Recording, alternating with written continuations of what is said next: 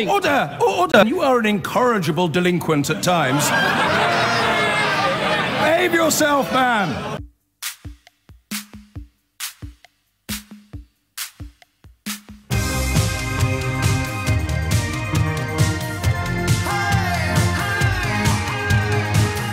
There's increasingly the sort of confused sense about political discussion at the moment. Just an awful lot of shouting at each other. I'm guilty of it as much as anybody else is, rather than actually trying to see each other's point of view. And part of the problem with that is that there's so much irrationality around. You don't have to travel all the way to America to see prominent politicians who are utterly impenetrable. They don't really have a point of view. They're just banging the right drums and making the right noises to get cheers from the right constituencies. But I'm hoping, despite the fact that it includes the words Brexit, and the acronym EU, and also the dread word army, I'm hoping that we can have quite an enlightening conversation next about something that has always baffled me. And I don't think we've ever done it on the programme before. It's a question about the so-called European army, which, like many other things in the referendum debate, was used as a bludgeon to persuade people that we must leave. And I don't. For me, it wasn't at the top of the list of things that informed that debate. I mean, for me, as you know, because you were listening, my big fear was about the emboldening and the validation of some deeply backwards and racist views that I feared might come to the fore, regardless of what the result was, just by the nature of the debate and the demeanour of some of the key debaters. I'm still hoping that tide goes back out again. I'm still optimistic that it will, even when you have conversations about armed police forcing women on European beaches to take their clothes off, and you find that you live in a country where lots of people think that's a good idea. I don't like echoes of 1930s Berlin, but my God, there must have been similar experiences then among the sort of, if you like, the liberal classes. Really? My neighbour thinks that about Jews? God, maybe things are worse than I realise. Maybe this little fellow with a funny moustache isn't just some joker to be laughed off. But speaking of German leaders, Angela Merkel, the Chancellor of Germany, President Hollande of France, and Matteo Renzi, the Prime Minister of Italy, who are, I guess, now the three biggest leaders of EU countries that aren't heading for the exit door as we are, have met together to talk about military interests, shared military interests, things like migration, I suppose, terrorism, and military defences are always things that you discuss with your allies. But there is a suggestion here, and also the Russian threat now, of course, which is mounting on European borders, almost on European borders. It is being used to suggest that a common army might be on the cards. Something that, again, my confusion I'll explain to you in full. I never understood why this was a debate in this country, because we always had the power to veto it. So if it really was the case that British people were diametrically opposed to the notion of more military cooperation with our continental European allies, we would always have had the power to veto it. Our government would always have had the power to veto it. But again, it still got debated a lot. I don't really understand why. During those debates, I listened to them, people never said anything about the veto, just trying to frighten us into thinking what? That's my question this hour. Into thinking what? I don't have a position to defend this hour, so I hope that you will ring me and tell me what it is about the notion of a European army, a common EU army, that you find, or that you think other people find, so problematical. NATO is a relatively uncontroversial organisation. It is looking shakier perhaps than ever before, thanks to Donald Trump's contention that he might not keep his treaty obligations, something echoed oddly, given that we talked about him in the last hour, but we'll try not to talk about him in this hour. Jeremy Corbyn, of course, has made similar noises about NATO obligations. If a foreign power invaded a NATO ally, he refused to give a commitment that he would honour our treaty obligations to take military action against that foreign invader, against that invader. So NATO is not something that routinely gives us the willies, is it? No one really. I mean, I can see if you're sort of one of those people that's swallowing Kremlin propaganda every morning, you might have a problem with NATO. But for most of us, the idea of being allies of other NATO countries, loosely speaking, the people that won the Second World War, we don't get spooked by it at all. So why would we get spooked by the European Union army? Is it actually because of that thing I just mentioned? I know Russia won the Second World War as well, but it's not overcomplicate things. Is it just the Germans? Is that the problem? Is it just a post-Second World War hangover? Possibly a justified one. I probably wouldn't agree with you that it was. Is it just the notion of German membership of the EU and the fact that size and scale would suggest that maybe they'd have a little bit more sway than us? So what was the point of fighting the Second World War if less than 100 years later we're going to be marching four square with a nation that we defeated in that war? Because that's all I've got. 0345 6060 973 is the number to call. It's a genuine inquiry, this. It often feels a bit as though I'm missing something huge. NATO's not a problem for us. And if you use other historical examples, I'm pretty sure the Duke of Wellington had a number of foreign regiments under his command at Waterloo. Routinely, there'll be an overarching plan in a military campaign, but lots of other countries, lots of other allies will be part of it. You know, Prince Rupert of the Rhine or whoever it might be that comes galloping to the rescue of the British Army. Someone's in overall charge of that, depending on how the war has unfolded. That could be a French or a German or a British military leader. I don't want to have a row this hour. I really want to just understand it, because I know an awful lot of really decent, nice people who are really spooked by the prospect of more cooperation with our European continental partners militarily. Britain won't be involved in this now. NATO is a 28-member military alliance. What would be the difference? And quite often, of course, NATO exercises will involve British troops being engaged under the command of somebody else. Wasn't there a famous story? I'm probably going to make a prune of myself now. Didn't James Blunt refuse an order from an American general during the Second Gulf War? Have I got that completely wrong? James Blunt, the singer, who was in the cavalry as a tank commander, didn't he refuse an order from an American general during the... Yeah, you can check for me. 0345 6060 973. So it's perfectly normal for British troops to be under the overall command of a NATO chief from a country other than our own. What's the difference with the European Union? Is it... I hesitate to say this because I kind of hope it's a bit more complicated, but is it just the Germans? 0345 6060 973 is the number you need. Why is it on the list of things that really, really wind folk up? I just don't know, and I want to. I don't necessarily want to agree or disagree with either side of the argument. I just want to understand why. Why is it such a controversial prospect? I can't help thinking we've probably got something pretty close to one already, haven't we? Hit the numbers now, you will get through. 0345 6060 973. Why is the notion of a European army, which oddly has become more likely as a result of Brexit, not less likely, it's just that we won't necessarily be involved in it, why does it grind your gears?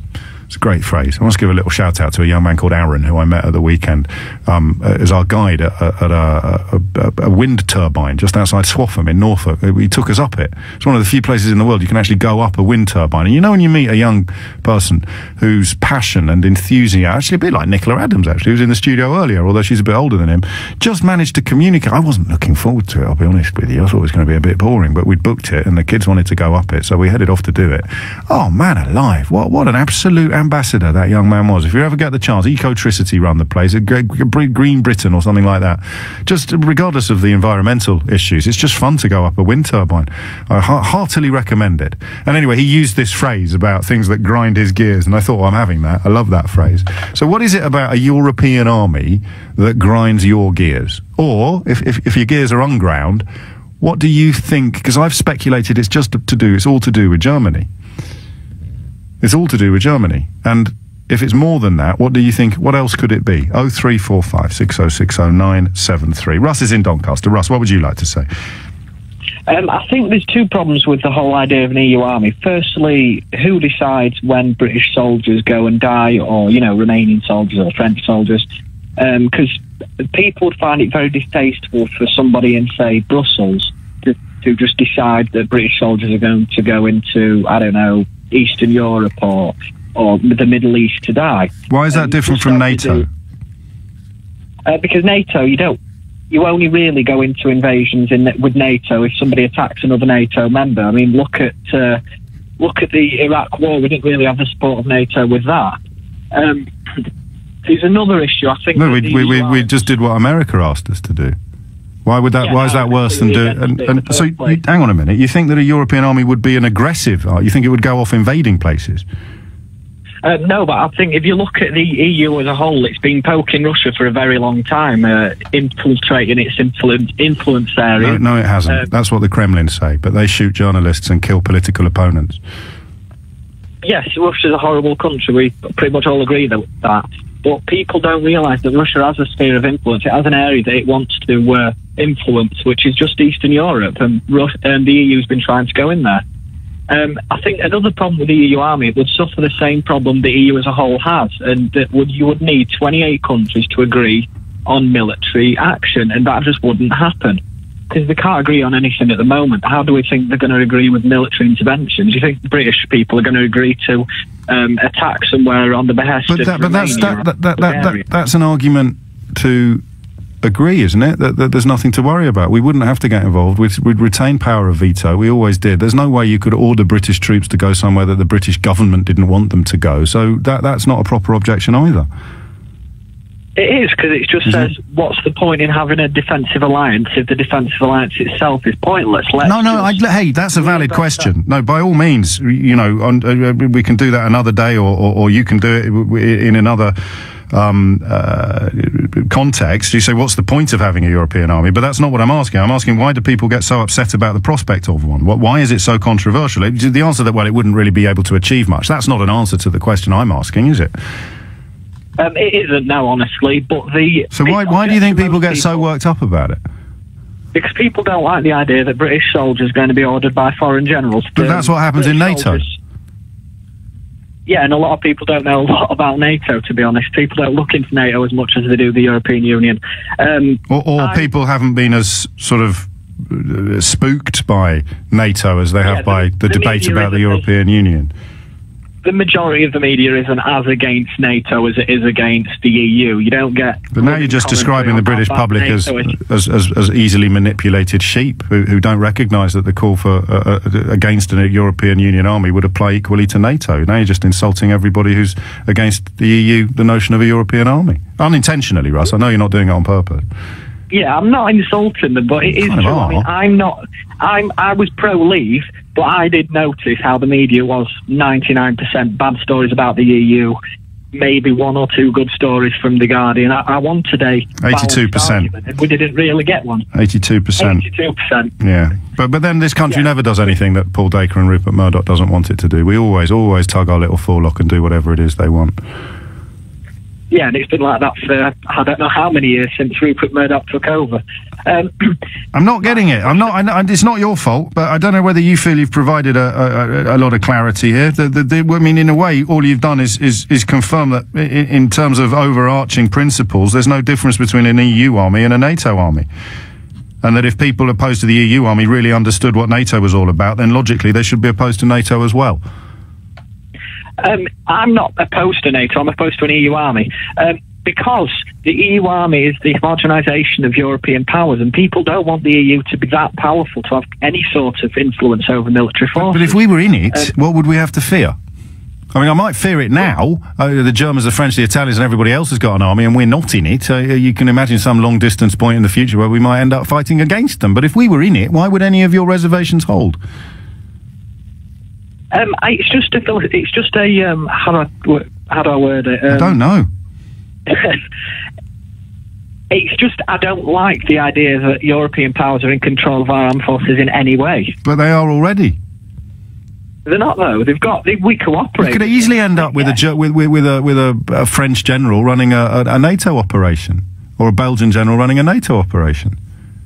Yes, and if we don't want to take part in NATO operations, we're not forced to. And we wouldn't be under a European army either. How do we know, though? Because... Well, I'm telling you we wouldn't. There's no earthly way British troops would be employed against the express wishes of the British government. It would be the same deal as NATO. In fact, that's what they've always said.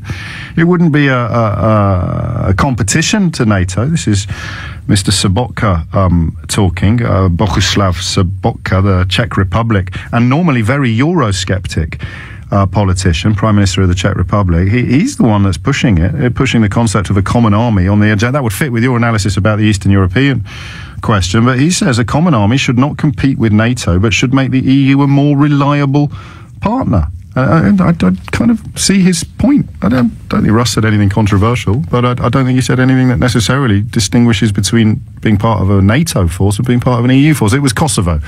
I knew you'd tell me. It was Kosovo where James Blunt actually did refuse an order from an American general. I think it was to open fire on Russian forces, if memory serves, wasn't it? So you see, we are circling the same plug hole. It's going well so far. I really don't want this to get irate, but it does contain the words Brexit, European Army, EU. What is your objection? Why does the notion of a European army, more military cooperation with our European partners, given a few obvious provisos in that no engagement could ever be undertaken without the express approval of the British government. No foreign power is going to be able to order British troops into a battle that the British government doesn't want them to fight. That goes without saying. What is the problem? And if you see a problem that isn't just a sort of historical suspicion of Germany, they joined NATO, of course, in 1955, so we've been part of a military pact with them for over half a century. If you've got something bigger than that, what do you think about the prospect of a European army happening anyway, but without us?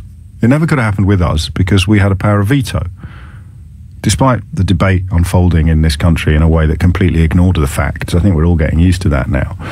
That the likelihood now is, under the behest of a usually Eurosceptic Czech Prime Minister, they're talking about more military cooperation, Italy, France and Germany leading that conversation, then we won't be in it. We'll still be in NATO, but we won't be in the European army. Is that what's worse? Having a European army that we are in, or having a European army that we're not in? That's a genuine question, actually. Tony is in Bournemouth. Tony, what would you like to say? Hi. Some of what I wanted to say has already been covered by your previous caller, but if I could just reiterate, if you'd forgive me, the whole basis of NATO, as I understand it, is it protects the members of NATO from attack by another force, and it only comes into action when another force is being attacked. With the idea of a European army, that European army could be used for anything at the discretion.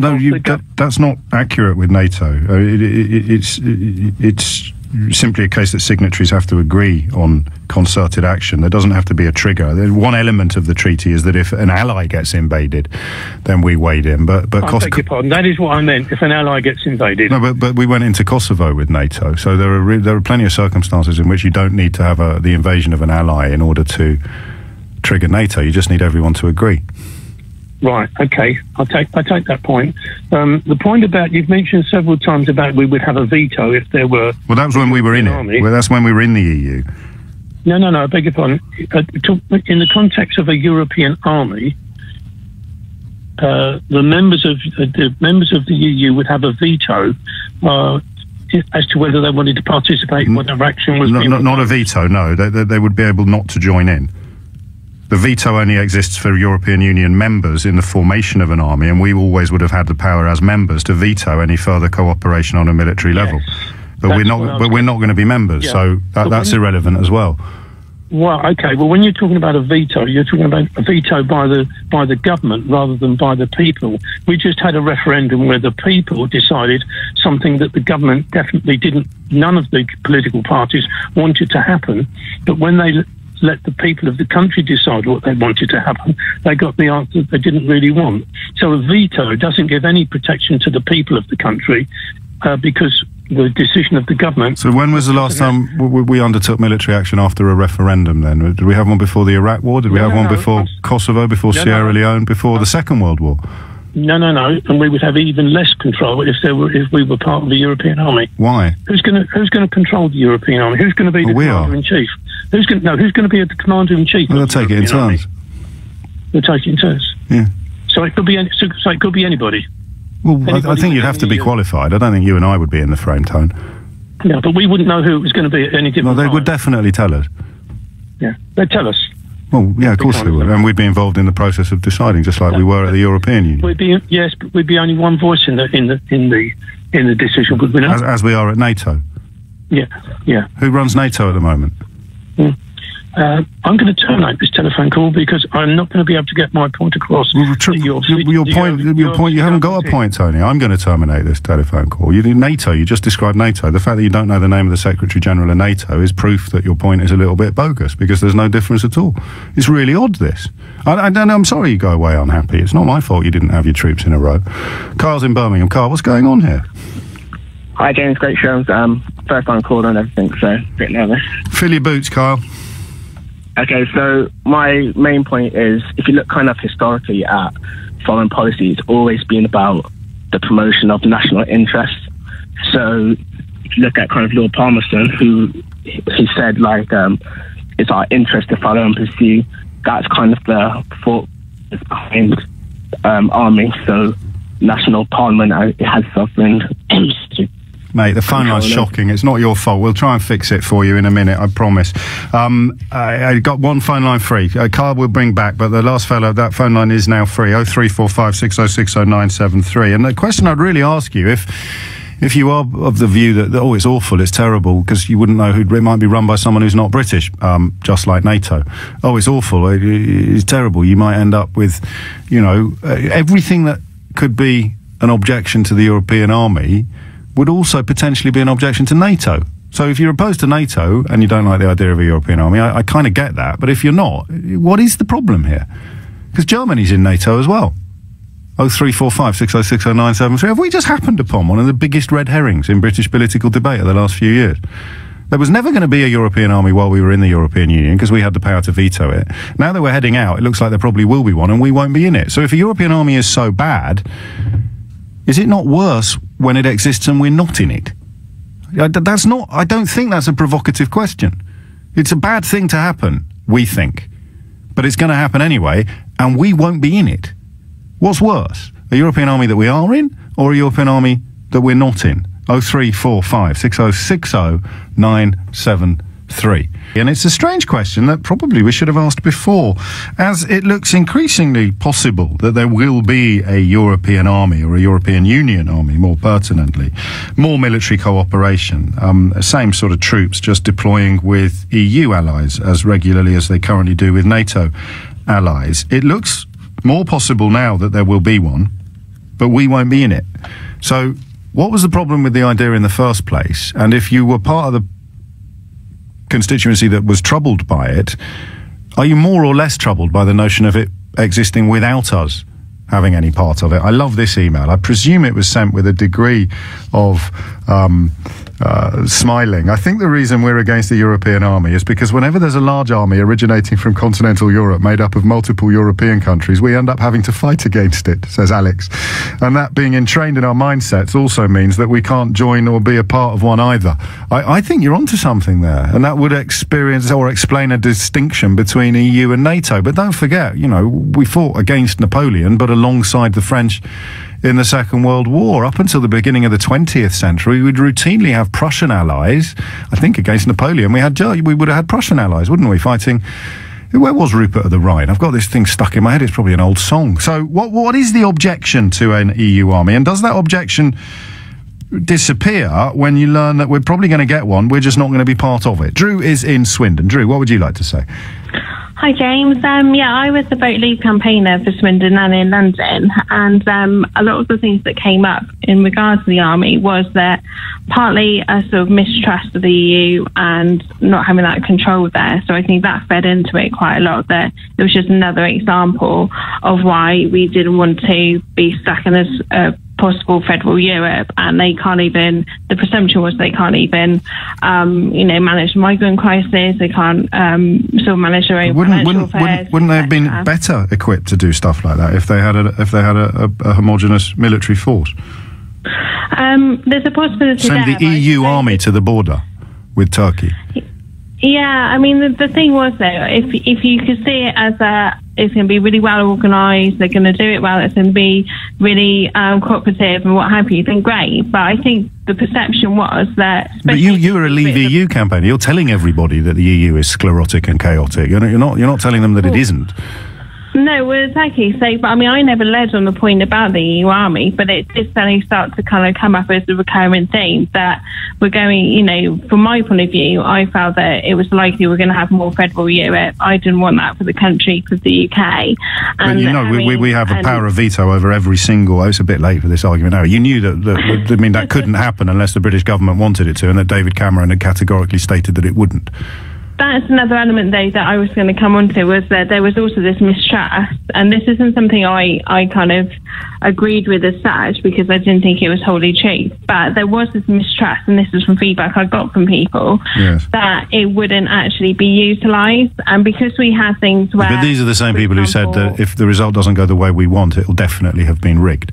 I mean, the mistrust isn't necessarily logical, rational, or sane, is it? No, I'm not saying that there is that, but I mean, even when we saw David Cameron interviews about Turkey joining, and I'm not going to go into obviously that argument there, but he never really said no. You know, they're not happening because I don't think he realised that he had to. I don't think he realised that he had to. I honestly think that the historians of the future will say that the big mistake made by the Remain campaign is not realising how much had to be explained from absolutely the beginning, as if you were talking to children instead of presuming a degree of knowledge of things like the veto and some of the other constitutional triggers contained within the European Union. Answer me this, Drew, if you would. What's worse, a European Union army that we are in, or a European Union army that we're not in? I mean, I see your point there. It's not a trick question, and I insist on an answer. No, it's not. No, I understand. I mean, to be honest, from my point of view, I mean, if you're in it, I understand there's an argument that if you're in it, you can shape it more, you can veto it if you really don't want it, blah, blah, blah, blah, blah. But I don't think we have that much power, that even if, say we were in the EU... Can I just remind you what the question is? What's worse, an EU army that we are in, or an EU army that we're not in? Well, I personally wouldn't want to be in it. So you'd rather that it existed, but we had nothing to do with it? I'm quite happy with NATO, and I still have faith in the UK that if there was a problem, one of our European allies, we still go and help them. I don't feel that we need that EU army there to actually dictate that we would. But if it exists already, we wouldn't be able to just pick on one ally, would we? We'd have to deal with the entire EU army. So I'll ask you again, what's better, an EU army that we are in, or an EU army that we're not? We go against the entire EU. Well, we just did. You were a Leave EU campaigner. What were you campaigning to leave? The entire EU or just bits of it? I'm talking about in terms of actually military action. If there is any need, so if France is under attack, we would go and help them. I don't think we need that EU army there. I wouldn't want to be in it, because I just think we would do what was right. You're not going to answer my question, are you? I'm answering the best I can. Look, well, here is an EU army. Here is an EU army. What's better, being in it or not being in it? Not being in it. Okay, thank you, finally. I won't ask you why. 12:39 is the time. Pat's in Liverpool. Pat, what's going on? Oh, no, just saying, I have a nephew that was in the German army, but he was in the elite one. They have to get picked, and they have to join us, like here years ago when you were brought into it. And all he wanted to do was beat the British. You have a thing that comes around every so many years, where Americans, British, Dutch, Germans, and each time the British lad win. And all our Ryan used to say, because he didn't want to be in the army. What was he doing in the German army? He had to. He's German. Oh, I didn't realise he was German. Yes. All right. Well, the thing is, my husband's German. He has nephews that had to join. So is it military service then, is it? Yes, but they didn't want to join. You had to. Yeah, that's what military service is. Go and look after people. That's a while ago, because there's no conscription at the moment. They're talking about bringing it back. And you're reminding us that the British Army is perceived by most fighting forces across the world as the creme de la creme. Yes, no, that's what he wanted. He was very proud. Yes. When they were beaten by the British, he was made up about it. And we'd often have foreign students at Sandhurst. A lot of foreign governments send their officers to Sandhurst to... I'm not saying that. I'm not talking about these officers. Oh. I'm talking about the young lads that join, like my nephew that joined the Air Force. Look, I'm working class. I'm not going to have anyone going to Sandhurst. They don't give... I don't give. No, I'm supporting you, Pat. I'm just pointing out a lot of foreign armies look to the British example as being inspirational. You're absolutely right. I did 12, 40 years. Is your nephew still in the German army? Oh, which is Can we get Pat back quickly? Is she there? Pat, is your nephew still in the German army? No, he's about 45 now. He didn't want to join. It was either that or looking after old people. This is like a community sort of contract, isn't it? I think we could learn from that as well. 12:41, and here's the problem. Oh, it's awful, it's terrible, it's terrible, oh, it's awful, we mustn't have an EU army. Oh, it's terrible, well, they're going to do it anyway, and we're not going to be in it. How can that be better? How can that be better? I don't know. David's in Evesham. David, what's going on? Yeah, hi, James. I'm coming from 21 years in the army, left in April. I spoke to you a couple of months ago. When you just left? Yeah, that's right, yeah. I remember. I'm doing kitchen and bathroom fitting. That was it. Yes, anyway. I remember. You gave your little business a plug. We'll give it another one at the end of this if it goes well. Thank you very much. So for me, having worked with numerous European allies over my career, for me, it's a matter of competence. And this is probably something that's not shouted in the corridors of Whitehall across the English Channel. But the big difference between NATO and a European army is if NATO gets involved, the chances are the Americans are going to be there. Yes. And we like going to war with the Americans because they've got all the equipment. We train along very similar lines. A lot of our equipment is compatible with them as well, as is all of the vast majority of NATO equipment is compatible with other NATO allies. The big difference between that and a European army is the equipment compatibility issues, and also, unfortunately, they're just not as good. They're just bad soldiers. I really hate saying that. That's all right. But I mean, obviously, most European countries are in NATO anyway. Everyone from sort of Bulgaria right through to France and Germany. But you say without the American presence, their military inferiority could become more pertinent than perhaps it is in a NATO force. Right, yeah. Well, there's a good reason not to do it. One of the reasons why the Americans love going to war with us is that we're one of the very few countries who can actually get ourselves there. We've got the strategic lift capability to move our entire forces to where we need to go to without having to call on the Americans very much in order to support them. We've got all of the strategic shipping. We've got a good aircraft fleet that can get us there and get us out. And we don't have to rely on other countries. The European army don't have this kit in large numbers, so it would put a huge amount of strain on us to get a European army to where they needed to get to. And that's these are what you would call operational objections. Absolutely, yeah. Although, I mean, looking at, I can never remember off the top of my head which ones are in the EU and which ones aren't. Kit and caboodle is one thing. In terms of numbers, Turkey's in NATO and it's not in the EU. Turkey joining the EU was supposed to spook everybody about the possibility of staying in the EU, but you don't want to be in a military alliance with Turkey that you're already in. So kit and caboodle only takes you so far, doesn't it? Correct, yeah, but like I said before, chances are with a NATO alliance, the Americans would be involved. Will be there, which is why the Czech Prime Minister. Sorry to talk over you when you're trying to talk over me, but the Czech Prime Minister has I mean, if they've all said it wouldn't be a rival to NATO, it would just mean that the EU acted more homogeneously. We would still be able to go and defend the Falklands on our own, but equally we'd just have to act as a sort of bigger bloc in negotiations with NATO rather than as a smaller bloc. Yeah. I could live with that. Yeah, I could. Yeah. What's the name of your kitchen and bathroom company, David? I don't want to plug it yet because I haven't actually started. You've got to get your finger out, mate. Last time we spoke was in April, wasn't it? It was indeed. Come on. I'm renovating my own house. Don't want to hear it. Save it for the judge, soldier. Save it for the judge. As soon as you're up and running. Okay, final question. What's worse, an EU army that we are in or an EU army that we're not in? What's worse, an EU army that we are in. Why? Because it would all the reasons you've just given me. Yeah, far too much strain on us to get people where they need to get to. I have to say, you would look to us. You're the reassuring voice. Ex-military, we've done the right thing. Thank the Lord for that. Charles is in Reading. Charles, what would you like to say?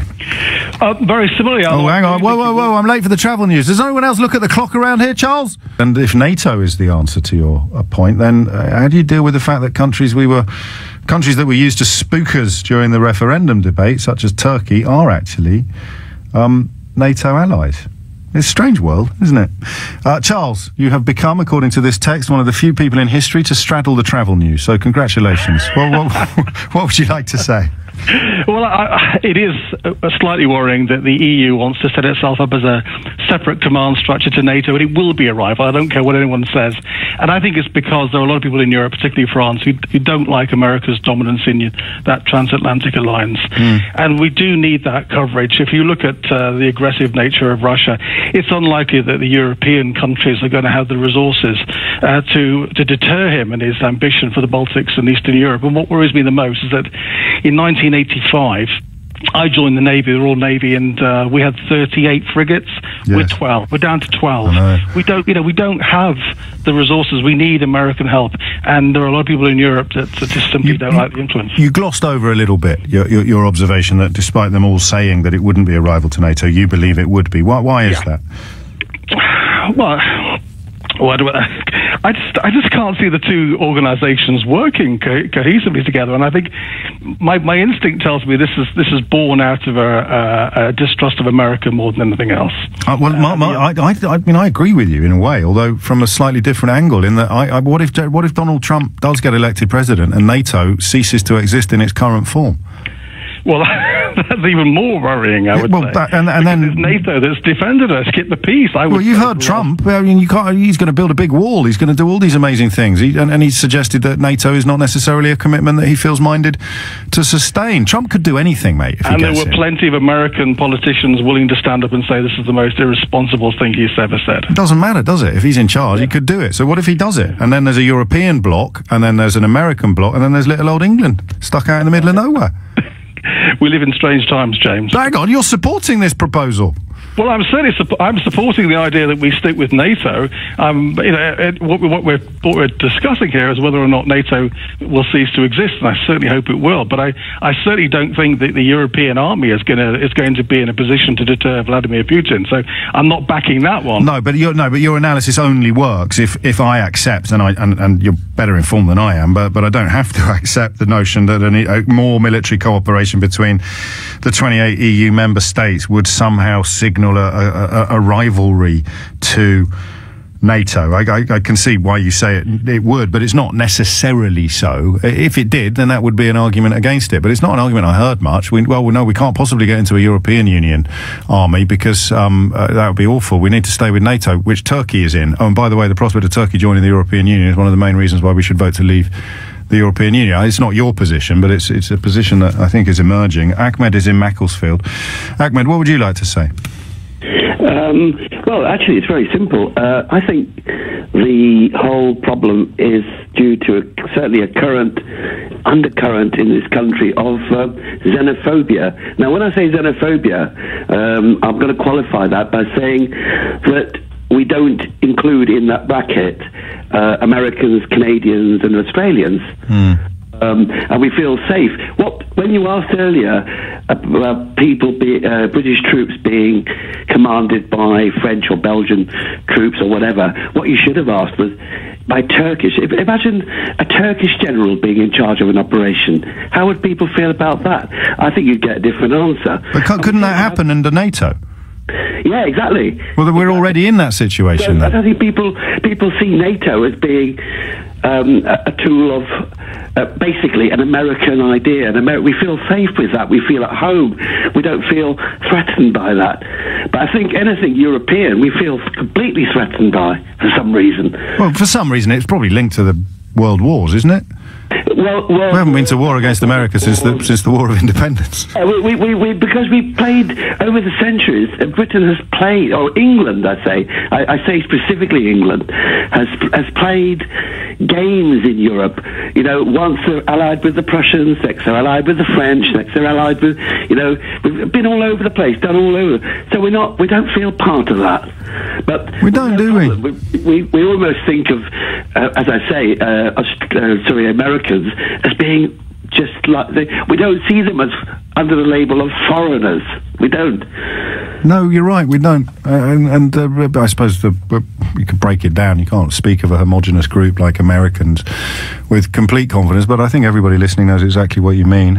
Black Americans we might look at a bit differently, or Hispanic Americans we might look at a bit differently. But white Americans we don't see as foreign in the way that it's just linguistic, I suppose, in the way that we do perhaps some of our European former European Union friends. Ron is in Charlton. Ron, what would you like to say?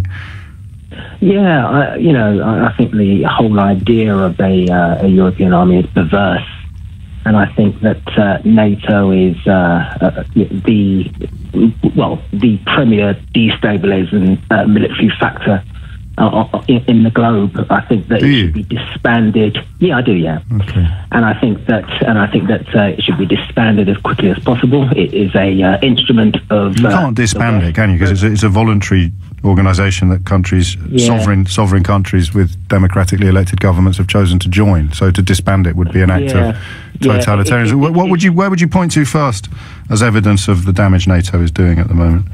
The last debacle was Libya, obviously, but I think that the policy is driven by an American Anglo agenda to impose their world beliefs on whoever. What is their world belief, Ron? Well, the world belief is, do as we say. Trade your resources how we want you to trade them. Have the leaders that we want you to have. Have the economic systems that we feel fit. For you to be to use and implement. See, I thought when you mentioned Libya that you were referring to the absolute failure to achieve anything meaningful. I didn't realise that we'd put in the people we wanted and set up trade deals that NATO had sought all along. I thought Libya had been a disaster, not evidence of a world belief being visited upon an unwilling population. Yeah, Libya is a disaster, and it was perpetrated, like most of the disasters in the Middle East, by Western powers, and I think Libya is in Africa. Continuing. Well, I mean, this policy. No, definitely is in Africa. Sorry? Libya is definitely in Africa. Well, absolutely. Yeah, you can argue that. It's north. Go on, let's argue that then. Where do you think it is? Yeah. Well, listen, James.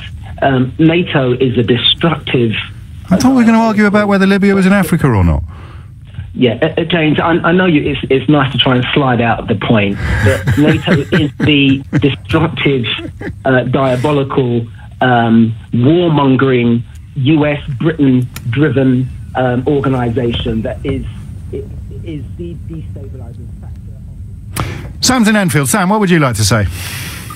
Oh, hello there. I think the main reason... I think there are no really objectionable reasons to a European army when you compare it along the same lines that you've been talking about with NATO. Well, I like David's argument that our NATO... I mean, with American involvement, we're guaranteed a certain degree of competence that perhaps some of our European neighbours wouldn't be able to provide. Right, but you could probably argue the contrary to that as well, right? Yeah, I guess so. Well, what I think the killer reason is whereas NATO is not a country, if you like, or is not attempting to become a country, I think the problem is with a European army and with a lot of people having suspicion about further integration, federal. Exactly. That's where the objection comes from. Yeah, and I think you're right. When you look at and I think when you look at the underlying reasons, what are they? Right? It's good. Who's got command and control? Yes. Ultimately, right? And we're going to run. We're going to run out of time. I think you're very just so quick answer. What's better, a European army that we are in, or a European army that we're not? Well, I think given that we've decided that we're going to leave the EU, then I think we're going to end up with a European army that we won't be in. Yeah. I wish we weren't leaving, and I wish we would actively have taken part and shaped it, right? Well, then we lead very neatly into one of the conversations that Sheila Fogarty is going to be having with you imminently. That's it from me for another day. You've been listening to James O'Brien on LBC.